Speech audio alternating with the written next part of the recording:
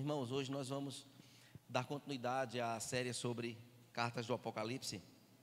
E hoje nós vamos então para a nossa segunda noite, né, sobre esta série tão rica para nós como igreja do Senhor.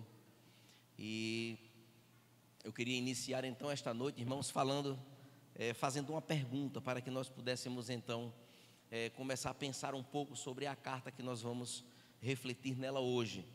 Então, qual é a maior riqueza que um homem pode ter? Esta pergunta ela é uma pergunta muito sugestiva e nós podemos aqui pensar em muitas coisas. E essa, de fato, é uma pergunta retórica para muita gente, pois a resposta a ser dada estará envolvida com sonhos, envolvida com desejos humanos realizados e que também sabemos que tem muito a ver com recursos financeiros, com sucesso, com a admiração das pessoas, fama, afirmação pessoal, como também ter uma família perfeita, e tudo isso travestido com o termo felicidade. Então, ser feliz na vida para muita gente é de fato ter tudo isso, ou seja, nesta direção. Infelizmente existe uma tendência de correlacionar então as coisas materiais com as coisas de Deus, ou seja, se eu me aproximo de Deus, inevitavelmente eu terei uma vida abençoada, financeiramente falando. Este é um equívoco, pois pessoas acham que ter a presença de Deus na vida é garantia de sermos prósperos financeiramente. E nós precisamos então entender claramente que esta concepção tem levado muitos a passarem anos de suas vidas dedicadas a atividades profissionais que não conseguem organizar o seu dia para, de fato, estar com o Senhor e serem instrumentos de bênção para muitas pessoas ou para outras pessoas. Ou seja, na busca do ter, aproximam-se da igreja achando que assim conquistarão prosperidade. E neste afã de conseguir algo, se mergulham nas atividades e não estão nem aí para uma vida com Deus. E este é um parâmetro que eu preciso hoje deixar muito claro, que igrejas em todo o mundo, muitas igrejas, se envolveram então com esta teologia chamada teologia da prosperidade. E há 5 coisas que eu preciso deixar muito claro para nós aqui presentes, não é, para aqueles que nos assistirão, não é, por meio do canal da igreja, da internet. Mas eles levam em consideração 5 coisas, irmãos, que são equívocos quanto à palavra de Deus e quanto a uma vida próspera e abençoada. Observe que a primeira coisa é que eles concebem a ideia de que a aliança abraâmica, ou seja, aquilo que o Senhor Deus disse a Abraão, se estende como um meio de direito a ter bens materiais hoje nos nossos dias. Uma outra coisa equivocada que eles pensam e assim pregam é que a expiação de Cristo, ou seja, o sacrifício de Jesus Cristo, se estende ao pecado da pobreza material. Ou seja, eles entendem que o sacrifício de Cristo também alcançou o pecado de ser pobre, em outras palavras. E isso é algo tenebroso. Nós não encontramos respaldo bíblico para essas afirmativas. Uma terceira coisa é que os cristãos, eles dão ofertas para uma barganha com Deus. Quanto mais eu semeio, mais eu vou ganhar da parte de Deus. É um outro equívoco tremendo. A palavra de Deus, ela não ensina isso. Ela não explica desta forma e não nos ensina assim. A quarta coisa é que fé é uma força espiritual autogerada que leva à prosperidade. Então, quando a pessoa é pobre é porque não tem fé. Se está em dificuldade financeira é porque sua fé, meu irmão, está desse tamanhozinho. Então você tem que exercer fé, porque a fé ela vai fazer com que haja prosperidade. E aí, quinta e última coisa é que a oração é uma ferramenta para forçar a Deus a conceber prosperidade, conceder as coisas. E meus irmãos, nada contra orarmos para que Deus nos abençoe em determinadas situações, mas isso não é um respaldo, não é um parâmetro para que as coisas aconteçam na nossa vida, quando assim eu me aproximo de Deus e agora a minha prosperidade é um atestado da bênção de Deus e de que eu estou assim com o Senhor. E isso não procede pelas Escrituras. Muito pelo contrário, irmãos, Deus sabe pelas Escrituras, nós podemos assim provar. Em Mateus capítulo 6, verso 32, Deus sabe que roupa, comida, pagar conta, ter casa própria, adquirir um transporte, ter um emprego digno, fazer uma faculdade, conseguir as coisas, tudo isso Deus sabe que é importante para nós, para a nossa subsistência. Deus sabe disso. Mas a grande questão é onde temos empenhado a nossa força em busca da verdadeira felicidade. Onde é que está a verdadeira felicidade? São nas coisas ou é na presença gloriosa de Deus na vida? Então em Mateus 6,32 diz: o Pai de vocês, ou seja, o nosso Deus, Ele está no céu e sabe de que vocês precisam de todas estas coisas, aqui presente. Então que tal lembrarmos do aviso ao descanso nele, da lembrança de trabalharmos sempre entendendo que Deus está no controle de todas as coisas. Se dele não vier nada, teremos. A palavra de Deus nos ensina desta forma e nesta direção, irmãos. Seria bom que essa busca pelo sustento não nos afastasse do maior bem que o ser humano pode ter, que é a presença de Deus, na intimidade, na meditação, no materializar a sua santa palavra no nosso dia a dia, na nossa vida, sendo um instrumento de evangelização pelo viver de Cristo em nós. Isto de fato seria o alvo da nossa busca diária, da nossa vida, do sentido da nossa vida. Deveria ser exatamente isso. Essa é a grande riqueza do homem, conhecer a Deus, através do seu Filho Jesus Cristo, o Deus encarnado, aos quais Deus quis fazer conhecer pelas suas palavras escritas nas Escrituras, desse mistério glorioso que envolve os gentios, ou seja, todos aqueles que não eram judeus, que é Cristo em vós, a esperança da glória, conforme está em Colossenses capítulo 1, verso 27. Era exatamente, irmãos, ao contrário de uma vida meramente humana e materializada que a igreja de Esmirna, ela vivia em sua geração, e por isso ela foi elogiada por Jesus. Convido você a abrir a palavra em Apocalipse capítulo 2 e os versos do 8 até o verso 11.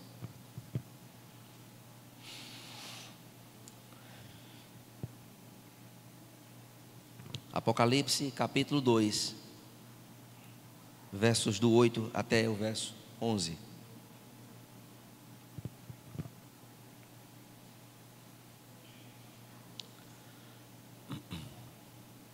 Diz assim: ao anjo da igreja em Esmirna escreva: estas coisas diz o primeiro e o último, que esteve morto e tornou a viver. Conheço a tribulação pela qual você está passando, a sua pobreza, embora você seja rico, e a blasfêmia dos que se declaram judeus e não são, sendo isto assim sinagoga de Satanás. Mas tenha medo das coisas que você vai sofrer. Eis que o diabo está para lançar alguns de vocês na prisão. Digo, não tenha medo das coisas que você vai sofrer. Eis que o diabo está para lançar alguns de vocês na prisão, para que vocês sejam postos à prova e passem por uma tribulação de 10 dias. Seja fiel até a morte e lhe darei a coroa da vida. Quem tem ouvidos, ouça o que o Espírito diz às igrejas. O vencedor de modo nenhum sofrerá o dano da segunda morte. Amém? Vamos orar ao Senhor. Grande Deus e Pai eterno, nós te louvamos, Senhor. Te adoramos, ó Pai. Nós nos aproximamos da Tua palavra, Senhor, a fim de ouvir a Tua voz falar ao nosso coração. Ilumina, Senhor, a nossa mente, nosso coração. Que sejamos, ó Deus, alcançados nesta noite, Pai, com verdades tão profundas e absolutas da Tua palavra, ó Deus, ao nosso coração, Pai. Assim nós te oramos, no nome de Jesus. Amém. Amados irmãos, a igreja de Esmirna, ou melhor dizendo, a cidade de Esmirna, era a mais bela cidade da Ásia Menor. Era um destaque impressionante. Era a coroa do continente naquele tempo, da Ásia. Cidade próspera, centro portuário, possuía um magnífico centro natural, onde favorecia muitas coisas lindas e maravilhosas, paisagens riquíssimas, que fazia fronteira ao mar Egeu, onde estava a ilha de Pátimos, onde João foi então, onde ele esteve lá para receber a revelação das cartas das igrejas e também do Apocalipse, sendo ladeada por uma bela montanha, que contornada ela era por uma rua de ouro. Era uma coisa muito linda, muito esplendorosa. Nela haviam templos pagãos e edifícios que foram construídos para serem visitados publicamente, que levavam um status de muita pompa ao imperador daquela época. E, meus irmãos, as ruas bem pavimentadas, delineadas por arvoredos, muito arborizada, davam um senso de grandeza, onde haviam seus prédios e eram como um colar de pérolas, a beleza da cidade ao olhar de longe. Séculos antes, Alexandre o Grande, ele determinou fazer de Esmirna a cidade modelo da Grécia, e essa foi a intenção dele, e assim ele conseguiu. Ela ostentava magnífica biblioteca, um monumento ao seu mais ilustre, um poeta deficiente visual chamado Homero, e achava-se também o maior teatro da Ásia. Seu orgulho e beleza estavam gravados até nas moedas, que era o dinheiro daquela cidade, daquela época, daquela região. A cidade de Esmirna, ela tinha fortes laços com Roma, sua fidelidade a César era indiscutível, consequentemente, era um próspero centro de culto ao imperador. E aqui a gente já começa a entender que grande era a perseguição da igreja naquele tempo, por este culto ser feito e realizado ao imperador. Naqueles dias, César era como um deus para aquele povo. A sua imagem, ela esculpida em mármore, era queimados aquelas essências ou incensos, não é, ao redor de sua imagem. Todos eram convocados uma vez por ano para estar diante daquela estátua e ali jurar fidelidade ao imperador, o que resultasse na morte daqueles que se recusavam a fazê-lo. Então Esmirna era o berço do paganismo. Observe que Cibele, Apolo, Asclepto e Afrodite e Zeus eram deuses, né, daquele tempo, e eram adorados também naquela cidade. Mas naquela cidade, irmãos, naquela cidade perversa, tão vaidosa pela sua riqueza, pela sua pompa, pelo seu status, que era muito grandioso e valioso, havia ali um pequeno rebanho de Cristo. Havia um remanescente que estava ali fiel ao Senhor, fiel à sua palavra. Um remanescente que não se rendeu aos cultos pagãos ao imperador romano. Uma igreja que andava em fidelidade ao Senhor. Uma igreja que estava pronta a morrer pelo Senhor Jesus. Uma igreja que não negociou seus valores, uma igreja que, de fato, ela estava ali na contramão daquele sistema que se estabelecia ali, arrancados então desse sistema diabólico que lá, assim era a igreja de Cristo em Esmirna.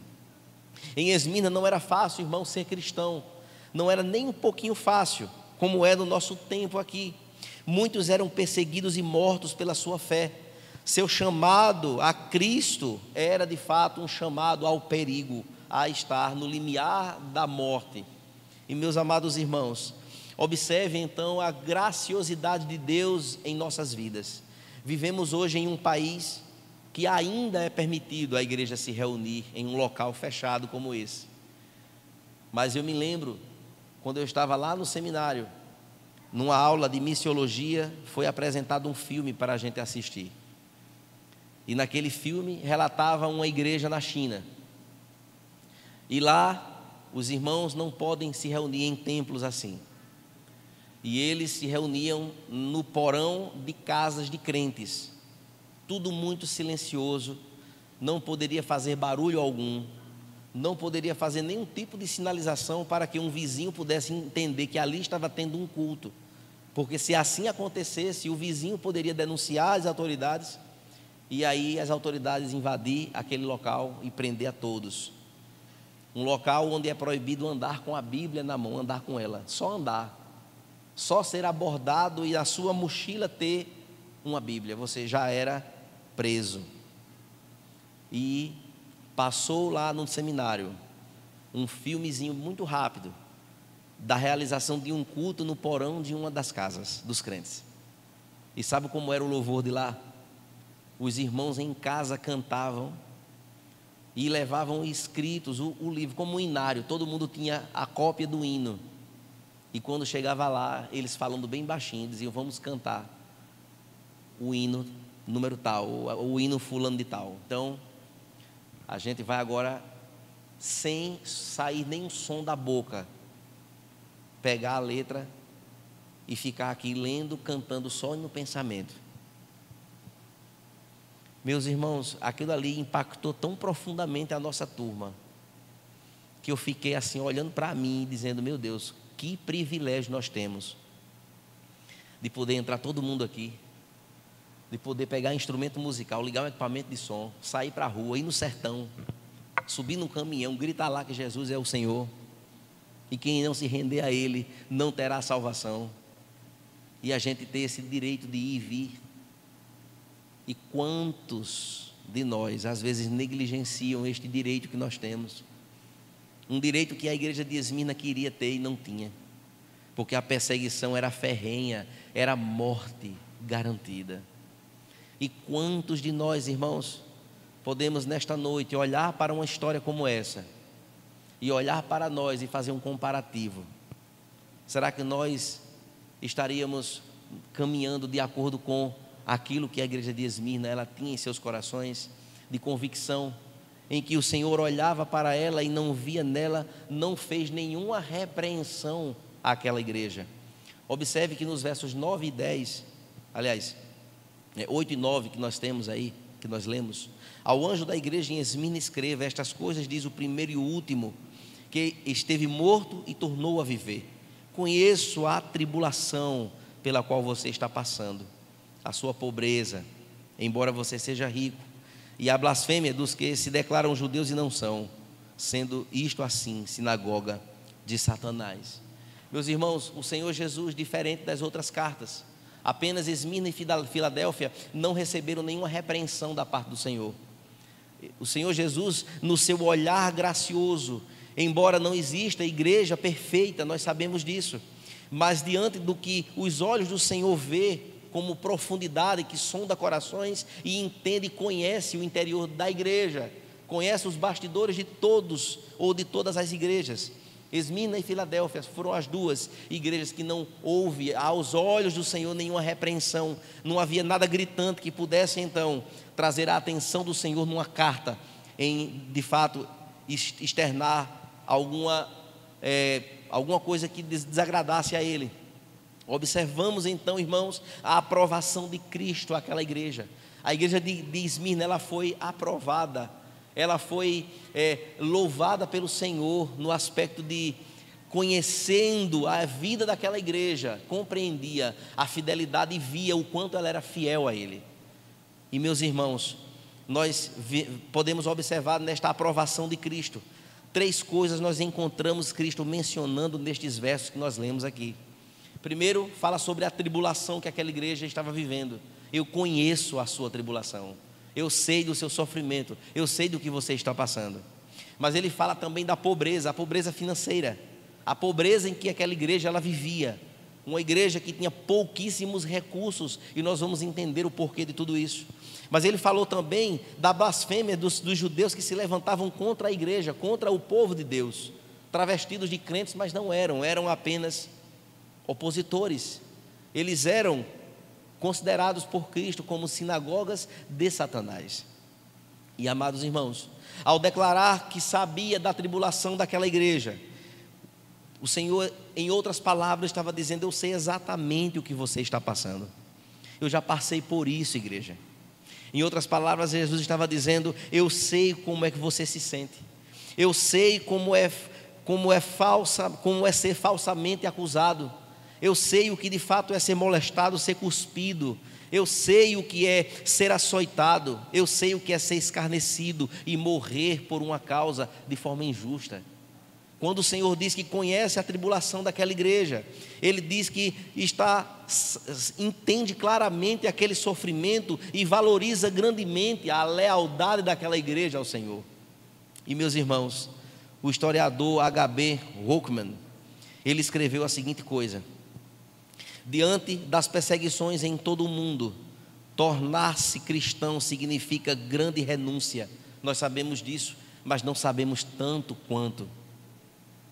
Ser cristão, de fato, é aquele que segue a Cristo e tem de contabilizar o custo de seguir a Cristo e estar preparado para pagá-lo com a própria vida. A declaração do nome de Cristo era um crime. O nome significava tortura e ser lançado às feras.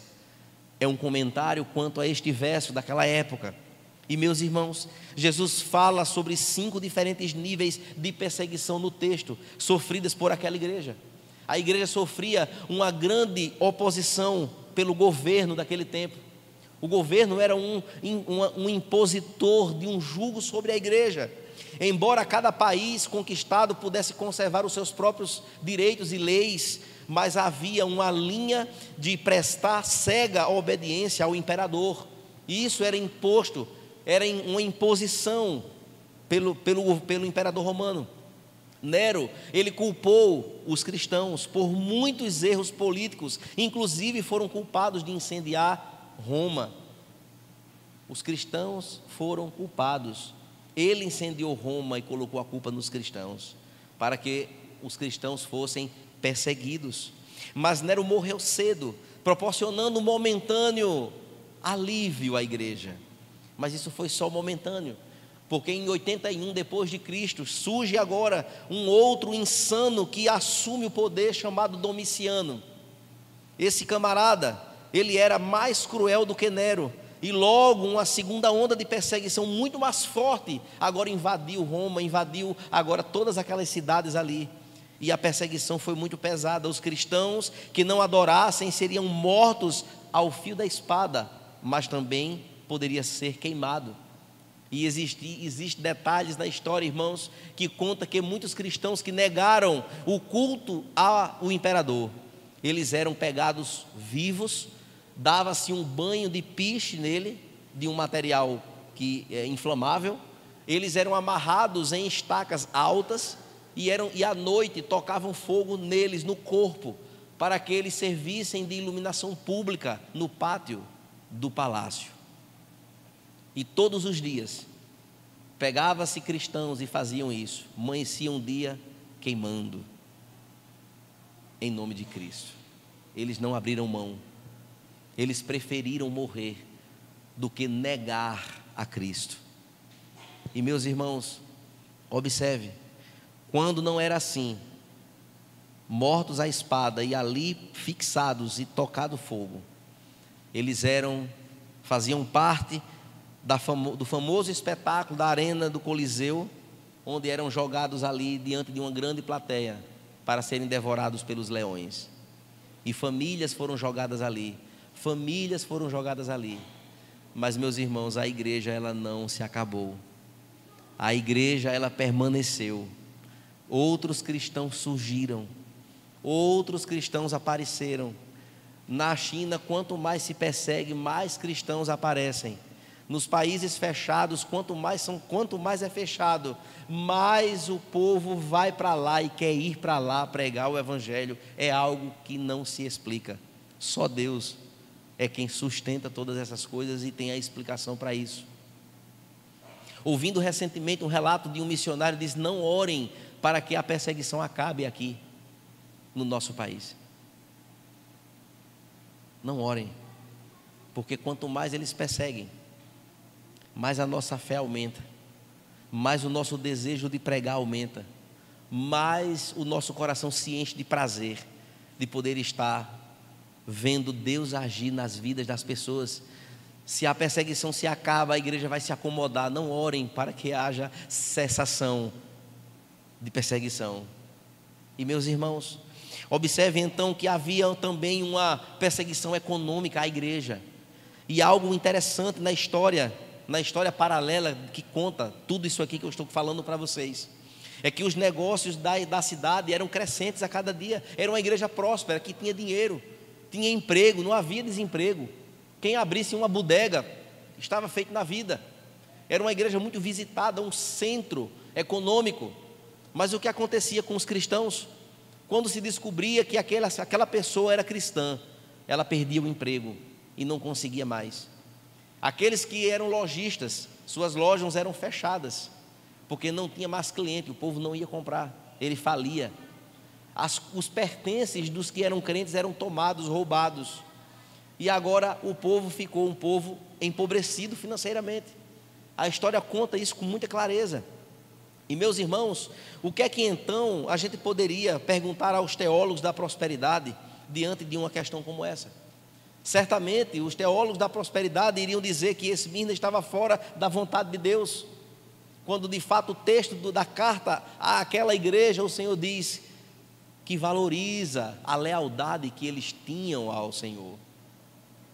Se a gente fosse perguntar aos teólogos da prosperidade de plantão hoje, iam dizer que tudo o que tinham de fazer era decretar a bênção. Decrete a bênção. Vocês têm que decretar a bênção, senão vocês não vão ter nada na vida. Ou então, que estavam vivendo sem fé. Ou então que vocês estavam fora da vontade de Deus, porque a vontade de Deus é que vocês sejam ricos. Esta é a teologia pregada. E aí, meus irmãos, quando a gente olha então para esta carta, que resposta então eles podem dar a esse texto aqui? E eu gostaria de ter essas oportunidades assim, para dizer, beleza, já que Deus quer todo mundo rico, então por que foi assim aqui? O que é que está em voga aqui? O que é que está em valor aqui? Aquilo que está exposto nesse texto. Qual é a verdadeira riqueza? Mas deveriam eles, irmãos, ser repreendidos pela sua pobreza? Não, eram pobres porque estavam fazendo justamente a vontade de Deus. Por serem fiéis a Deus, estavam agora passando privações. Mas prosperidade financeira, irmãos, não é a vontade de Deus para todas as pessoas. É um ledo engano entender isso, financeiramente falando aqui. Não eram pobres porque estavam não por uma opção, ou não por não exercer fé. Por isso, irmãos, é difícil ser cristão quando não se entende claramente o que é a verdadeira riqueza. A verdadeira riqueza são as coisas eternas, é a presença de Deus na nossa vida, e isso de fato faz toda a diferença na nossa vida. Felicidade jamais será os bens adquiridos, proporciona conforto apenas, mas não traz a felicidade plena, como de fato ela deve ser. Ser fiel ao Senhor, irmãos, pode custar até a nossa vida financeira. Quantos eu já conheci que deixaram os seus consultórios de medicina para ser missionário? Quantos abriram mão do sucesso empresarial para atender ao chamado do Senhor e ir embora para um lugar tão difícil para poder agora dizer, eu estou no centro da vontade do Senhor, eu abri mão de tudo para estar lá? E quantos de nós, quando a gente canta aqui, Jesus, eis-me aqui, quantos de nós a gente pode de fato dizer isso e viver isso? E dizer assim, Senhor, eis-me aqui, usa a minha vida. Se para isso for preciso abrir mão de tudo e dizer eu vou, estamos prontos a isso? O que é que nós esperamos do olhar do Senhor para a nossa fidelidade, a nossa lealdade? Pois havia uma perseguição religiosa também.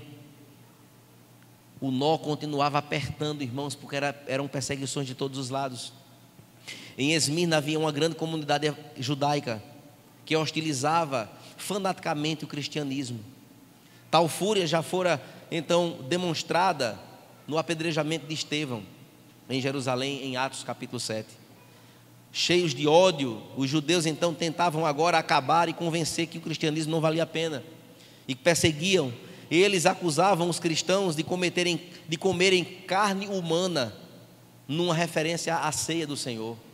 Até acusações nesse aspecto eles faziam, para poder denegrir o cristianismo, denegrir também a fidelidade do povo ao Senhor. Eles acusavam de perversões sexuais praticadas pelos cristãos por conta do ósculo santo, que é um beijo. E queridos, Jesus trata esses judeus acusadores como sinagoga de Satanás, instrumentos dos demônios, usados pelo inferno, fazendo oposição ao povo e ao plano de Deus, o plano salvador em Cristo Jesus. Da mesma forma, a igreja de hoje pode esperar semelhante perseguição, não somente pelo nosso governo, que pode ser que nas próximas eleições as coisas se desandem neste aspecto e possamos nos deparar com leis que vai restringir profundamente a nossa liberdade religiosa. E, irmãos, não somente pelo governo, mas talvez por cristãos apóstatas do nosso tempo, que se levantam com tantas loucuras e conquistando a tantos. E, amados irmãos, havia também uma perseguição física. Esmirna sofreu fisicamente. Os oficiais romanos, eles invadiam as casas quando descobria que ali tinha um crente. Eles entravam à força, arrastavam aqueles crentes, e com olhares aflitos, os seus familiares levaram para a prisão, fazendo deles um público exemplo de que precisavam ser fiel ao imperador romano. Ninguém, irmãos, queria ser lançado naquela prisão, pois as prisões daquele tempo eram prisões que aqueles que iam para aquelas penitenciárias, eles eram torturados e depois eram arremessados nas ruas. Eles eram, no melhor da situação acontecia isso, ou então não voltavam mais, eles sumiam. Os oficiais romanos, eles assim diziam quando chegavam para alguém: César ou Cristo? Responda: César ou Cristo? E o crente tinha que fazer uma opção naquele momento. E, meus irmãos, você ficaria com Jesus? Qual seria a nossa resposta se assim a gente fosse indagado na rua? Cristo ou César? César ou Cristo? Faça a opção agora. Pedro não teve essa coragem,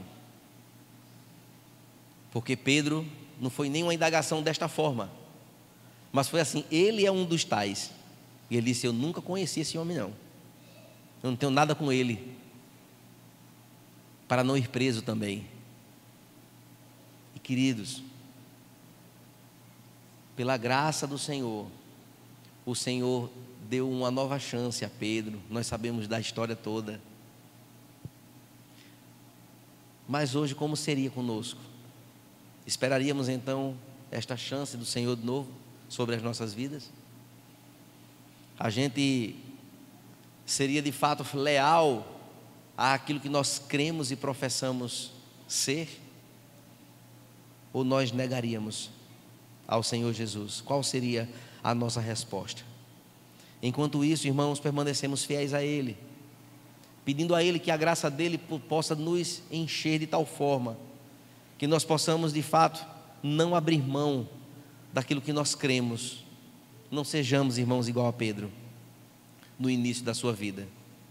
Por último, irmãos, havia uma perseguição satânica, pois finalmente Jesus disse àquela igreja, a igreja de Esmirna, que eles enfrentariam uma perseguição pelo próprio diabo, que ele iria lançar alguns de vocês em situações difíceis que durariam 10 dias. Havia de fato este temor no aspecto do medo. Como seria isso? Como seria de fato esta hostilização por parte do perseguidor? E, meus irmãos, precisamos então fazer uma opção, pois o Senhor Jesus, Ele agora nos dá conselhos. Ele deu conselho àquela igreja que serve para nós. Que conselho então seria esse que Jesus deu àquela igreja? Ele deu apenas dois conselhos que estão no verso 10. Ele disse: não tenha medo das coisas que vocês irão sofrer. Não tenham medo. E no final do verso 10, ele dá outro conselho: seja fiel até a morte, e eu lhe darei a coroa da vida. Amém? Dois conselhos, irmãos, impressionantes, que vai mexer muito com as convicções, que vai trazer de fato clareza à fé daqueles que precisam de fato exercê-la. É que alguns daqueles cristãos, irmãos, eles achavam-se amedrontados, possivelmente, perigosamente enfraquecidos. A fórmula então para não temer ao homem é temer a Deus. Temer a Deus e não precisaremos de temer ao homem. Se nós de fato, irmãos, apresentamos este conselho desprovido de uma consciência daquilo que nos aguarda na vida eterna, a gente vai ter medo. Pois existem muitos crentes que entendem que a vida de crente é só aqui. E que essa história de vida futura, vida no céu, isso aí é uma coisa sine qua non, é uma coisa que vai acontecer de qualquer forma. Muitos crentes hoje em dia são universalistas, eles pensam que tudo vai dar certo. Não, vai ser assim, mas no fim, tudo vai dar tudo certinho. E a palavra de Deus, ela não nos ensina isso. Ela não nos apresenta essa teologia. De fato, nós precisamos entender, irmãos, que a vida que nos aguarda na eternidade, ela é tão certa, como 1 mais 1 é igual a 2. Todo o relato bíblico apresenta para nós o culminar deste momento, onde Cristo, então, na plenitude do plano salvador, chegará ao fim em que os céus se abrirão diante dos olhos de todos. Nós seremos agora tomados daqui, aos olhos de todos. Não é aquela coisa de estar aqui, pisca o olho, sumiu um bocado de gente, ficou só 2, 3. Cadê o povo? Sumiram, até aquele está errado. Não existe esse negócio de sumiu, desapareceu. Não é assim não. A palavra de Deus diz que esse momento será visivelmente percebido por todo o mundo. Nós iremos ser tomados, levitando. Sabe como é levitando? Pronto, e o Senhor lá nas nuvens, nas alturas, nos tomando pelo seu poder, os que estiverem vivos, porque muito mais forte será a visão de todos aqueles que morreram em Cristo, ressuscitando, saindo debaixo da terra, e a pessoa ficando em pé. Eita, Ivan de novo, eu morri na época, né? Não sei se eu vou estar vivo, e aí agora eu estou aqui de pé, novamente, respirando, olhando para aquele momento tão marcante, tão abençoador, aquele momento que valeu a pena passar por tantas coisas na vida para poder ali estar naquele momento. E junto com os cristãos que vivos estiverem, agora seremos tomados pelo poder dele e estaremos com ele na glória, na eternidade. Se eu entendo isso com clareza e com convicção no coração, eu vou ter medo de quê aqui na terra? Então, em outras palavras, crente não pode ter medo de morrer. A gente faz de tudo para zelar pela saúde, para a gente passar o máximo de tempo possível. Mas crente que quando fala, vamos ler o Apocalipse, misericórdia. Se você morrer, como é que vai ser? Não, isola.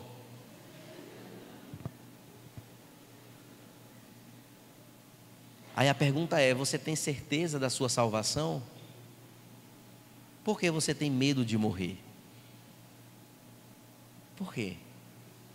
Se o Senhor é dono de tudo, se o Senhor te fez, se o Senhor antes de tudo existir, já tinha um plano já, para pegar você e agora te dar um presente, a vida eterna com Ele na glória. Por que ter medo? Meus irmãos, prestem atenção, que o Senhor Jesus, Ele nesta carta estabelece um parâmetro de acordo com a fé daquele povo. Não tenham medo, não tenham medo, não temas. Talvez nós não estejamos prontos a viver, irmãos, até estarmos prontos para morrer. A gente olha muito para a nossa vida aqui, achando que aqui é a eternidade. A gente luta tanto pela nossa vida porque a gente começa a entender que a nossa vida eterna já é aqui agora já. Eu já estou nela e eu nunca mais vou morrer. É um engano tremendo. Porque um dia a gente vai ficar muito velhinho, de eu não poder nem subir aqui. Pronto. E aí vai aquela vela que se apagou, o vapor. Cadê o pastor Ivan? Ficou na história. Era um dia, pronto, passou. E aí, meus irmãos, Deus cuidará para que não sofreremos acima daquilo que nós não poderemos suportar. Quando ele diz ser fiel até a morte, provavelmente uma alusão ao martírio. Receberiam então a coroa da vida, ou a vida eterna. Essa coroa de vida remete à eternidade, mostrando que a principal recompensa não vinha desta vida aqui, mas da vida vindoura. Saiba que com cada um de nós, irmãos, também é assim. O maior privilégio é poder um dia desfrutar desta eternidade com o Senhor. É o maior privilégio nosso, é aquilo que nos impulsiona a viver para esse Deus. É aquilo que deve nos motivar a servir ao Senhor com fidelidade. Não é adquirir nem absorver um padrão de vida, um estilo de vida bacana, crente. Tu é de que igreja? Congregação. E tu? Não, sou da outra tal. Como um status. Pelo amor de Deus, irmãos, essa não é a ideia. A ideia não é isso. A ideia é de fato ter convicções profundas, e a evidência clara do nosso amor por Cristo é a obediência ao que Ele determinou, conforme diz Matthew Henry. O amor é a raiz e a obediência é o fruto daquilo que nós precisamos viver para Ele. Policarpo de Esmirna era um bispo da igreja de Esmirna, logicamente. Ele foi então entregue à multidão enfurecida, não satisfeita, buscá-lo então para fixá-lo numa estaca, num poste, com pregos. E olha só o que foi que ele falou, e isto está escrito na história: deixai os pregos, aquele que me dá força para suportar as chamas, porque ele foi incendiado também, dará-me forças para não recuar do poste. Vós me tratais com o fogo que queima por um pouco de tempo e rapidamente se extingue, mas não conheceis o fogo que aguarda os fracos no julgamento vindouro e a punição eterna. O que estáis esperando? Fazei o que quiseres de mim. Essas foram as palavras últimas de Policarpo. E meus irmãos, uma coisa interessante que a gente observa é que antes de Policarpo, antes da existência deste momento, todos os apóstolos do Senhor, todos eles, todos aqueles que largaram tudo para viver uma vida conforme a palavra do Senhor e sendo líderes das igrejas, nossos pais, todos eles tiveram suas mortes das formas mais terríveis. E eles sustentaram até a morte. Todos eles, nenhum abriram mão. E uma das que mais me chama a atenção é do apóstolo Pedro, que mesmo tendo falhado no começo, quando negou a Cristo, quando ele foi decretada a ele uma morte de cruz, ele disse: eu não sou digno de morrer da mesma forma como o meu Cristo morreu. Inverta a cruz. E meus irmãos, eu confesso a vocês, todas as vezes que eu escuto aquela canção, Plano Perfeito, de Renascer Praise, quando chega naquela parte, que é a parte justamente de uma ministração que traz esse relato de acordo com a música que está sendo cantada, é muito forte e emocionante. Já chorei várias vezes ouvindo aquela canção. Tal era a convicção daquele homem, sustentada em Cristo. E faz ali um relato do que ele era e do que agora está sendo. Porém, ele foi fiel até a morte. E certamente recebeu a coroa da vida. E meus irmãos, Policarpo naquele momento, quando ali estava a madeira, os seus pés ali, Policarpo olhou para os céus e disse: Senhor Deus Todo-Poderoso, Pai do amado Filho Jesus Cristo, agradeço-te por este dia e por esta hora que me dás, pois assim poderei está entre os mártires que compartilharam do cálice de Cristo. Com eles ressuscitarei para a vida eterna. Ele curvou a cabeça e disse amém. E o fogo consumiu. E ele morreu ali. Policarpo foi fiel até a morte também. Não temeu o mundo e sim a Deus. E grande foi a sua recompensa no céu, pois assim a palavra de Deus nos garante. Que assim possa, irmão, suceder comigo e com você. Que não precisemos chegar a tanto como assim foi com esses homens. Mas na medida daquilo que nós temos vivido, como é que está sendo a nossa lealdade ao Senhor? Temos vivido a vida cristã olhando para Cristo mesmo.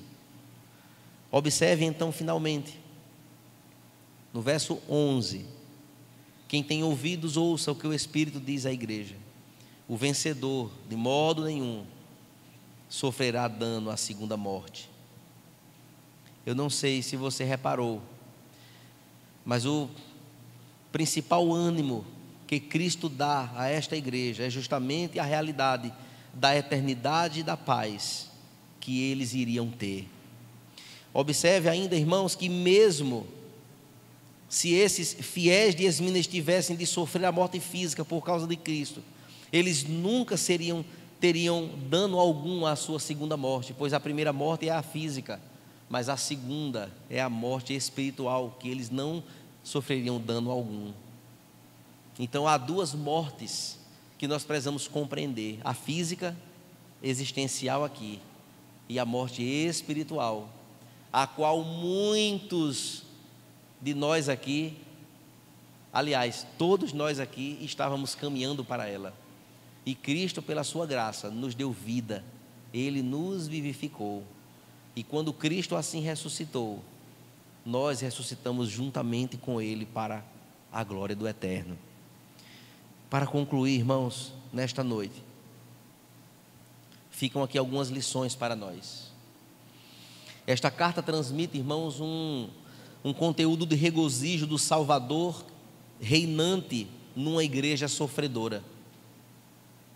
O Senhor aqui, tomando palavras emprestadas da carta que nós refletimos de Éfeso, o Senhor é um Deus que conhece a igreja, é um Deus que passeia no meio dela, é um Senhor que é o comandante da igreja. Ele está presente, Ele é de fato o abençoador, é um Salvador acima de todos.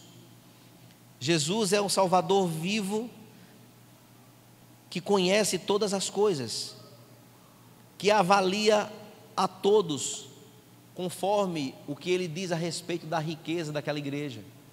Que aquela igreja, apesar de ser pobre, aos olhos do Senhor era uma igreja rica, porque a igreja entendeu que não tem nada a ver dinheiro com fidelidade ao Senhor.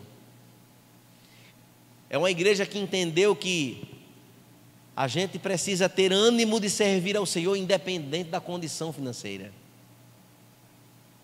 E quando a gente então encontra irmãos que, porque está com pouco dinheiro no bolso, se entristece e deixa de vir à igreja, a gente entende claramente que essa desassociação não aconteceu ainda na vida do irmão.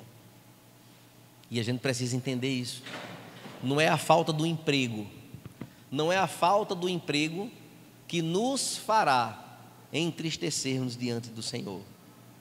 O Salvador que então escreve esta carta era um Salvador vivo, antevendo tudo. Ele falou até do sofrimento que alguns iriam passar. É um Salvador vivo, limitando até o tempo de luta que aquela igreja passaria. Seriam 10 dias de dura perseguição intensa. É um Salvador vivo, encorajando então a todos a que eles fossem tementes ao Senhor e que fossem fiéis até a morte. É um Salvador então prometendo vida no fim de tudo. Eu vou dar o vencedor, ao vencedor não sofrerá a segunda morte.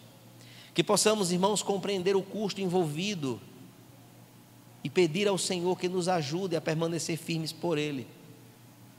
É de fato o entendimento de que a igreja de Esmirna seja de fato um exemplo para que nos ajude a romper com a nossa complacência e nossas concessões que muitas vezes nós fazemos, as conveniências com que nós então nos apossamos dela, para que possamos então fazer ao Senhor. Eu tenho condições para fazer a obra do Senhor. Se não tiver isso, nem isso, nem isso, não conte comigo. E de fato precisamos romper essas questões, quando nós olhamos e nos debruçamos sobre uma carta dessa. E meus irmãos, só que ao mesmo tempo que a Bíblia menciona a pobreza daquela igreja, o Senhor Jesus então atribui a ela a verdadeira riqueza que toda a igreja de Cristo verdadeiramente precisa viver. É a riqueza de que a sua motivação é servir ao Senhor independente de qualquer coisa. É um povo que, apesar das circunstâncias, apesar das tempestades, apesar de tantas lutas, mantém-se fiel ao Senhor, entendendo que a maior vitória o Senhor já deu, que foi a salvação no amado Cristo Jesus. Observe, irmãos, que a explicação ela é bem simples. Apesar de pobre financeiramente, havia uma riqueza espiritual transbordante e pungente. Quando você olha para aquela igreja de fora, haviam pessoas necessitadas financeiramente, porém, por dentro, tinha de sobra para dar aos outros. E queridos, como isso é maravilhoso. Apesar das condições precárias visivelmente e vividas por aquele povo, por aquela igreja, mas ela estava farta, havia fartura de Deus na vida. E como é que está a nossa vida interiormente falando? Como está a nossa vida espiritual? Está transbordante de Deus? Estamos de fato cheios de Deus? Porque muitos aí fora também entendem que ser cheio de Deus é pular daqui em cima embaixo, é pular de volta para cá, é rodar no meio do local de culto, é falar em línguas estranhas, é jogar o paletó e um bocado cair. Tem que ter aleluia e glória a Deus do início até o fim, para todas as palavras mencionadas. Erroneamente se tem esta ideia, e ser cheio de Deus é ser cheio do temor de Deus, é ver as nossas motivações do coração sendo transformadas a cada dia, é ter de fato a concepção clara de que, apesar de qualquer coisa, o meu compromisso é com o Senhor, que é dono da igreja. É entender que a nossa vida foi escolhida pela graça do Senhor, e por isso eu preciso ser a Ele grato. Entender que tudo que vem às minhas mãos como bens ou como oportunidades, provém dEle, com propósitos estabelecidos. Porque muita gente acha que Deus está me dando, e eu vou agora fazer aqui, como se chama, o meu pé de meia para mim, e pronto, e se acabou. Como Deus tem propósito em todas as coisas, precisamos entender qual é o propósito de Deus em nos dar tantas coisas. Porque não adianta a gente receber tantas coisas de Deus, e materialmente falando estarmos fartos e bem aparelhados, e olharmos para tantas situações que envolvem o reino de Deus e apenas nós damos migalhas. Não estamos dando para pessoas, mas dando para o reino. É uma fidelidade ao Senhor por aquilo que Ele tem promovido em nossas vidas. E isso, irmãos, só se entende quem está cheio de Deus. Amados irmãos, na verdade, o que a palavra está mostrando é a força interior daquela igreja, a força interior de poder, ao se juntar e louvar ao Senhor, sentir a presença dEle andando na igreja. É de fato perceber a presença dEle, não no fogo nem no terremoto, mas na brisa suave. Como foi na caverna com Elias. Deus não falou no vento, aliás, no fogo, nem no terremoto. Foi na brisa. É entender que a palavra de Deus, se materializando em nós, faz a vontade do Eterno. É entender que a minha vida não tem mais valor nela mesma, mas nos braços do Senhor. Eu perdi o direito lá no Éden de poder reivindicar qualquer coisa. Muito pelo contrário, o Senhor que me salvou, o Senhor que te salvou, que resgatou a tua vida, Ele agora passou a dominar e controlar a tua vida para o bem, para uma vida eterna com Ele. Isso são verdades, irmãos, absolutas, concretizadas na Escritura.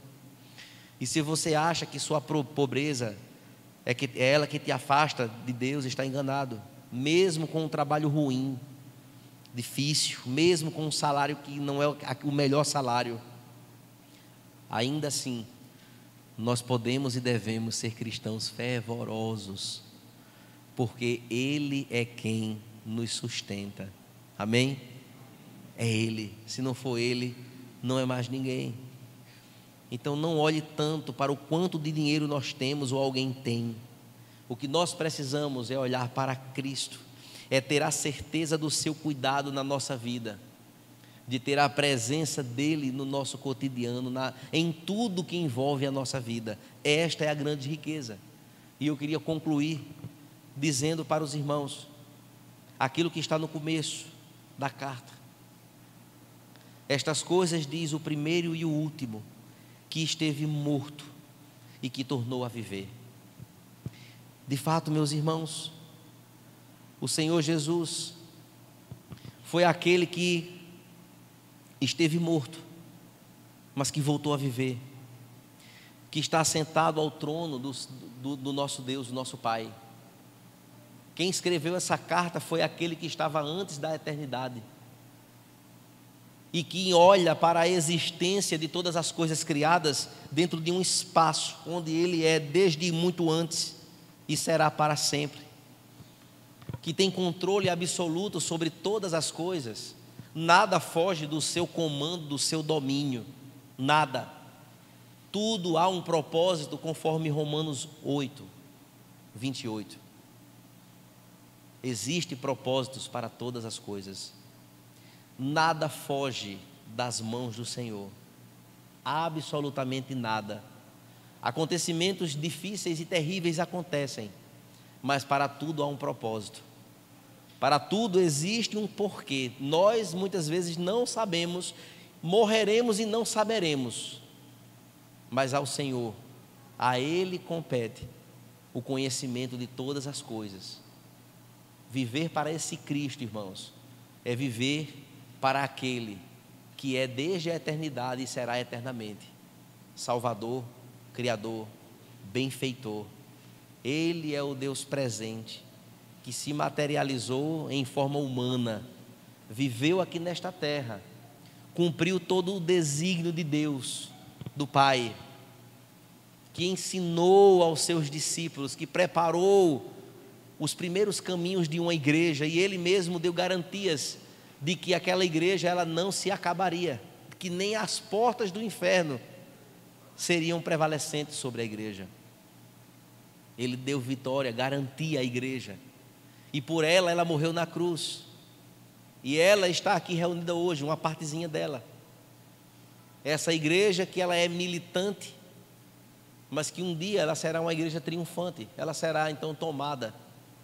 E a nossa expectativa é que todos nós, irmãos, incluídos nesta graça, envolvidos neste entendimento, cientes da obra que Cristo começou em nossas vidas e Ele concluirá até o último dia, caminharemos então para a glória do eterno. Amém? Que essa carta nos conforte o coração, que essa carta possa fazer de nós crentes vibrantes na nossa vida, com o nosso dom, com o nosso talento, com as habilidades, com a nossa fé, com as intenções do coração, entendendo que Ele está presente e que Ele faz diferença quando Ele chega, quando Ele está. E assim, meus irmãos, nós poderemos desfrutar de coisas excelentes e maravilhosas, que é independente de quanto eu tenho, eu preciso ser vibrante em louvar a esse Deus ao único que é digno de toda honra, de toda glória e de todo louvor. O Senhor valoriza a nossa lealdade a Ele. A maior riqueza que o Senhor vê numa igreja é o quanto ela é fiel ao Senhor, leal. E isso é responsabilidade grande para mim como pastor da igreja, porque eu preciso pregar com fidelidade o que a palavra de Deus nos ensina. E eu tenho a responsabilidade de dar esse microfone somente para quem de fato faz a mesma coisa. E eu tenho a responsabilidade de ensinar as ovelhas do Senhor Jesus que estão aqui. E eu tenho a responsabilidade e o cuidado de zelar por isso, de repreender os excessos, para que tudo venha se convergir para o centro da vontade do Senhor nas Escrituras. E isto é responsabilidade para você que é músico, que hoje se comemora o seu dia. Parabéns pelos músicos da igreja. Aqueles que cantam, que se preocupam com o conteúdo do texto que está sendo cantado, porque hino de igreja tem que ser Bíblia cantada. Precisa ser a responsabilidade também do departamento infantil, que vai, ano que vem, se Deus quiser, começar as atividades de novo, em como já tem sido feito. Todo um zelo, um cuidado por um material, por um ensino que vai plantar no corações daquelas crianças verdades absolutas deste tipo aqui. E assim a responsabilidade com todos os departamentos, com a missão que está em nossas mãos. E meus amados, o Senhor Jesus está presente em nós, amém? Eu não tenho dúvidas disso. Fiquemos de pé e vamos orar ao Senhor.